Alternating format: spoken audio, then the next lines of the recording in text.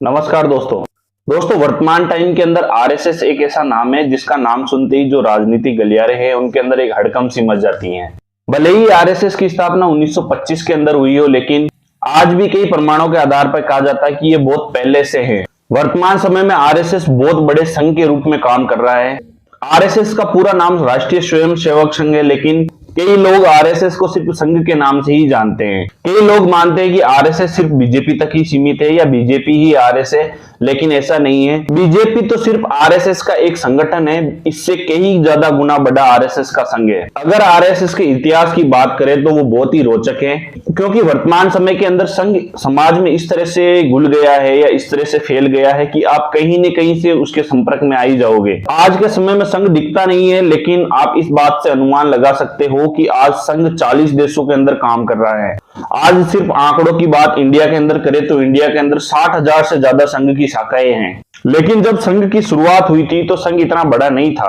आज से लगभग 100 साल पहले यानी 1925 के अंदर विजयदशमी के दिन महाराष्ट्र के नागपुर में डॉक्टर केशव बलीराम हेडगेवार ने संघ की शुरुआत की थी। उस समय नागपुर सेंट्रल प्रोविंस की राजधानी हुआ करती थी। आज के समय में संघ और कांग्रेस एक दूसरे के विरोधी माने जाते हैं, लेकिन संघ की शुरुआत से पहले जो संघ की शुरुआत करने वाले थे डॉक्टर हेडगेवार, वो भी कांग्रेस के ही सदस्य थे।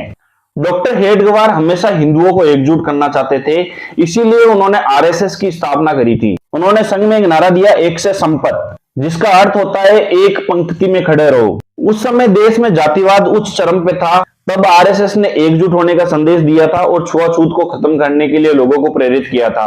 डॉक्टर हेडगेवार का कहना था कि भले ही आज अपन अंग्रेजों की गुलामी कर रहे हैं, लेकिन अपने को समझना होगा कि अपन गुलाम क्यों बने। उनका मानना था कि भारतीयों का गुलामी का सबसे बड़ा कारण है एकजुट ना होना और जो भारत की सांस्कृतिक परंपराएं हैं उनको ना मानना।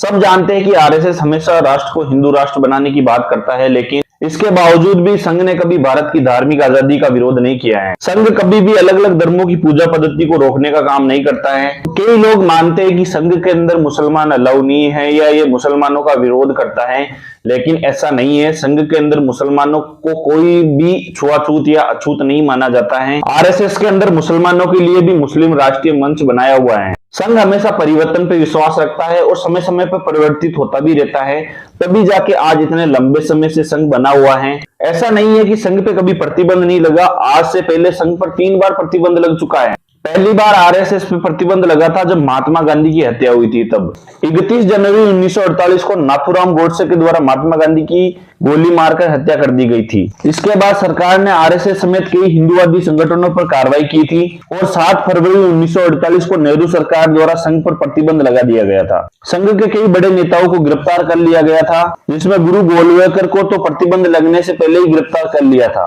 हालांकि 1 साल से अधिक प्रतिबंध के बाद 11 जुलाई 1949 को संघ से पाबंदी हटा दी गई थी और आरएसएस पर लगाए सभी आरोपों को गलत बताया गया।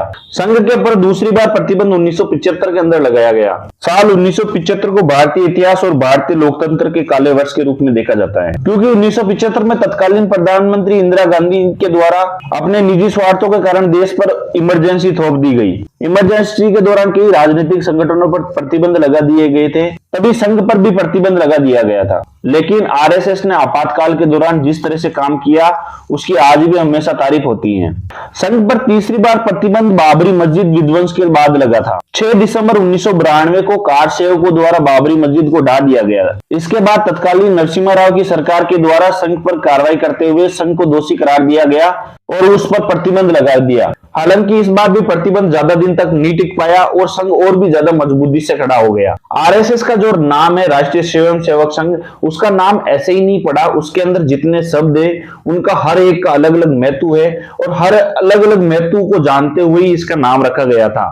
इसके अंदर जो राष्ट्रीय शब्द है उसका अर्थ है जिसकी अपने देश, उसकी परंपराओं, उसके महापुरुषों, उसकी सुरक्षा और समृद्धि के प्रति एकांकिक निष्ठा हो, जो देश के साथ पूर्ण रूप से भावनात्मक मूल्यों से जुड़ा हो, वही राष्ट्रीय है। स्वयंसेवक का मतलब स्वयं की प्रेरणा से राष्ट्र, समाज, देश, धर्म और संस्कृति की सेवा करने वाले, वह उसकी सेवा कर उसकी अभिवृद्धि के लिए प्रामाणिकता और निस्वार्थ बुद्धि से कार्य करने वाले व्यक्ति को स्वयंसेवक कहते हैं। संघ का मतलब है समान विचार वाले, समान लक्ष्य को समर्पित, परस्पर आत्मीय भाव वाले व्यक्तियों के निकट आने से बना एक संगठन। ये सभी एक पद्धति, रीति व पूर्ण समर्पण के भाव से काम करते हैं। आरएसएस के भी कई संगठन हैं जो आज देश के अंदर बेहतरीन काम कर रहे हैं, परंतु संघ के कुछ महत्वपूर्ण संगठनों में एबीवीपी, वीएचपी, जनसंघ, बीजेपी ये सभी आते हैं। एबीवीपी यानी अखिल भारतीय विद्यार्थी परिषद देश की नहीं बल्कि दुनिया के सबसे बड़े छात्र संगठनों में से एक है। इसकी शुरुआत बलराज मधोक ने 9 जुलाई 1949 को की थी। आपातकाल के दौरान भी एबीवीपी ने सराहनीय काम किया था, जिससे वह छात्रों के बीच और भी अधिक प्रासंगिक हो गया। साल 1970 में एबीवीपी में 1,60,000 कार्यकर्ता थे, जो साल 1983 में 2,50,000 के पार हो गए और साल 2016 तक एबीवीपी के कुल कार्यकर्ताओं की संख्या 31 लाख के पार पहुंच गई है। दूसरा जो आरएसएस का संगठन है वो है वीएचपी यानी विश्व हिंदू परिषद। इसकी शुरुआत 19 अगस्त 1964 में की गई थी। इसकी शुरुआत हुई थी उस दिन कृष्ण जन्माष्टमी थी। वीएचपी की शुरुआत भी संघ के द्वारा ही की गई थी। इसका उद्देश्य विश्व भर में हिंदुओं को एकत्रित करना और उन्हें एकजुट करना है। विश्व हिंदू परिषद ने जो राम भूमि आंदोलन है उसके अंदर महत्वपूर्ण भूमिका निभाई थी। तीसरा जो आरएसएस का संगठन है वो है जनसंघ। जनसंघ की शुरुआत साल 1951 में श्याम प्रसाद मुखर्जी द्वारा की गई थी। जनसंघ ने कांग्रेस की नीतियों के खिलाफ 1951 में चुनाव भी लड़ा था। हालांकि 1977 में जनसंघ को समाप्त कर दिया गया था। अटल बिहारी वाजपेयी, आडवाणी, पंडित दीनदयाल उपाध्याय, श्यामा प्रसाद मुखर्जी जनसंघ के बहुत बड़े नेता थे। चौथा जो आरएसएस का संगठन है वो है बीजेपी यानी भारतीय जनता पार्टी। वर्तमान समय में देश की सबसे बड़ी राजनीतिक पार्टी बीजेपी भी आरएसएस का ही पार्ट है। इसकी शुरुआत 1980 के अंदर हुई थी। साल 1977 में जब आपातकाल हटा तब पहली बार चुनाव हुए थे, तो अलग अलग दलों ने मिलकर जनता पार्टी की सरकार बनी। संघ के द्वारा जनसंघ का विलय जनता पार्टी में कर दिया गया, लेकिन जनता पार्टी की सरकार ज्यादा दिन तक नहीं चली थी या ज्यादा समय तक नहीं चली थी और इसके बाद भारतीय जनता पार्टी अस्तित्व में आई। पहली बार 1984 में चुनाव लड़ने वाली भारतीय जनता पार्टी पहले चुनाव में सिर्फ 2 सीटें ही ला पाई थी, परंतु आज के समय में ये पूर्ण बहुमत के साथ में केंद्र की सत्ता पर काबिज है और न सिर्फ देश की सत्ता ही चला रही है बल्कि जो अधिकतर राज्य हैं उनके अंदर भी बीजेपी की ही सरकार है। हालांकि बीजेपी आरएसएस का पार्ट है, लेकिन ये स्वतंत्र रूप से काम करता है। आरएसएस के अंदर सिर्फ पुरुष ही नहीं महिलाएं भी जुड़ सकती हैं। इसके लिए आरएसएस के अंदर महिलाओं के लिए राष्ट्रीय सेविका संघ है। एबीवीपी हो या बीजेपी हो, दोनों में महिलाएं बड़ी भूमिका निभाती हैं। संघ में मुस्लिम संगठन भी है जिसे मुस्लिम राष्ट्रीय मंच कहते हैं। अगर संघ के अभी तक के संघ चालकों की बात करें तो संघ के सबसे पहले जो चालक थे वो थे डॉक्टर केशवराम बलीराम हेडगेवार, जिन्होंने 1925 से लेकर 1940 तक संघ चलाया था। दूसरे संघ के संघ चालक थे माधवराव सदाशिवराव गोलवलकर, जिन्होंने 1940 से लेकर 1973 तक संघ चलाया था। तीसरे संघ के जो संघ चालक थे वो थे मधुकर देवत्रात्य देवरस, जिन्होंने 1973 से लेकर 1993 तक संघ चलाया था। चौथे संघ के संघ चालक थे प्रोफेसर राजेंद्र सिंह, जिन्होंने 1993 से लेकर 2000 तक संघ को चलाया था।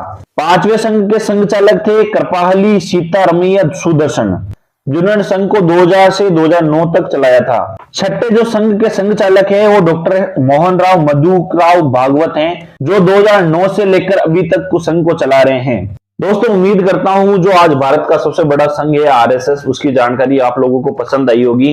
अगर इसको लेकर कोई राय है आपकी तो कमेंट करके जरूर बताना, और अगर वीडियो पसंद आए तो लाइक करना, और अगर मेरा वीडियो पहली बार देख रहे हो तो प्लीज चैनल को सब्सक्राइब जरूर कर लेना।